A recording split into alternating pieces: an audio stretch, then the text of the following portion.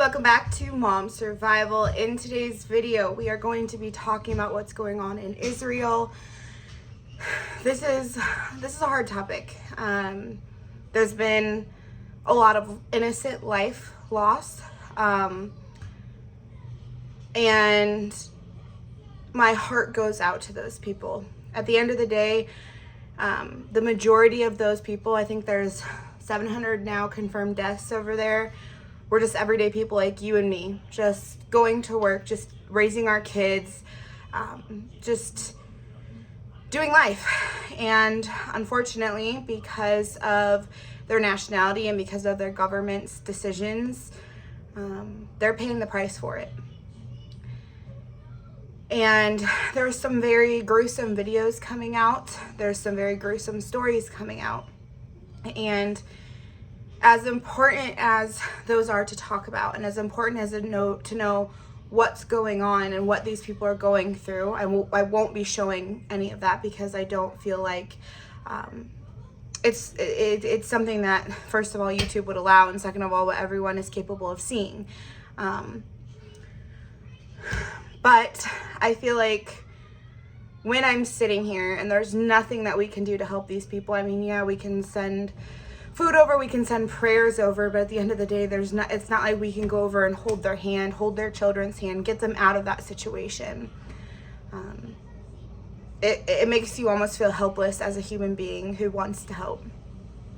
But in my opinion, something I can do for my family is take that situation and learn how to better equip myself and prepare myself to be able to protect my family. When I talked about, the Russian bombings, I talked a lot about how we as Americans are so desensitized to that kind of stuff. We think it could never happen here. And the fact of the matter is we have already been invaded here. We already have a threat on our soil. The government is openly lying through their teeth about it to not cause a panic, and so that you too, just like the people in Israel, will be caught off guard and could ultimately pay the price with your life. I want to share some information that's coming out by people over in Israel sharing their story, by eyewitnesses, their own governments even saying this, and a lot of very reliable news sources are starting to talk about that here on YouTube. And that is, how did this happen? Because for a while now, Israel's been called, the secure dome. They brag on how prepared they are. They are known for being hard to infiltrate. And yet it seems like they did this in a blink of an eye. The reports that are coming out are that they didn't need tanks. Yes, there was bombs and stuff, but that came after the attack started. But they didn't need tanks. They didn't need army trucks. They didn't have thousands and thousands of men of army. The reports that are coming out is there was only 1,000 men who carried out this act. And the civilians are saying that the way that they did this was they had been planning this for months. And a lot of these soldiers had come into the country seeking work. They took civilian jobs such as agricultural or service jobs. They took construction jobs. There was even some of these men being filmed, and they had made it onto the police force there. They didn't need to carry out this attack in large numbers because they already infiltrated the structure of the country. I can't even imagine running up to a police officer thinking they can help me, thinking they can tell me where I could take my children to hide from what's going on, and them turning around and opening fire on my family. I can't imagine the horror that they're going through. And these men and these soldiers who have infiltrated the city are still there. 48 hours is the timeline we're on right now. I'm sure there'll be more happenings by the time I can even get this video up, but they are still in that city. They are going door to door and literally yanking women, children, men, the elderly out onto the street and murdering them. This is genocide. Again, we as Americans think that could never happen here, and yet we look at what's going on in our own country. We've known since the Trump administration has been here, that our southern border has been a big issue. And right now, thanks to Biden, millions of people per week are coming into our country. There's been, I think they said 80 on the FBI's most wanted list that they've caught trying to come over the border. But there's been a high amount of men of military age being reported coming over. And the truth of the matter is we have no idea who is in our country looking for work, coming here to make money, coming here to start a new life.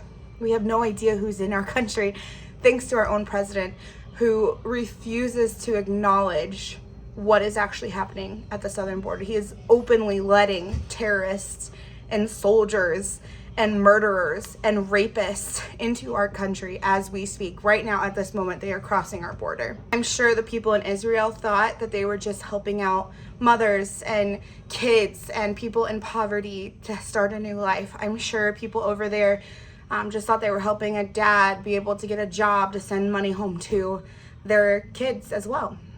And yet, there's people that had that opinion and who supported an open border and who let this policy be voted in their country, who woke up dead this morning.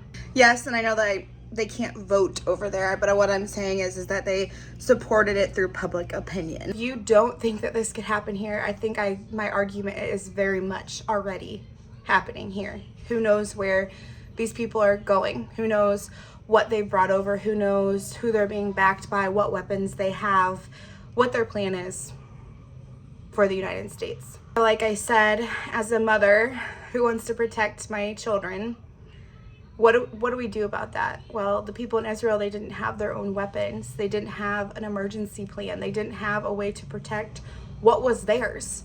And so I think now more than ever, we need to get ready for a war to be able to happen here. For chaos, for people who look innocent, sheep's and wolf clothing, opening more here, and getting ready for that, getting stocked up on food and ammunition and just anything that you can think of should this come to our border.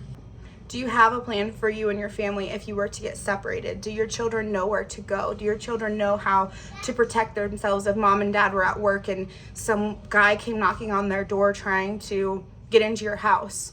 I mean, honestly, that should be a scenario that we do on a regular basis. Burglaries happen every day, but I'm talking to the most extreme situation. Do your children know? Does your wife know?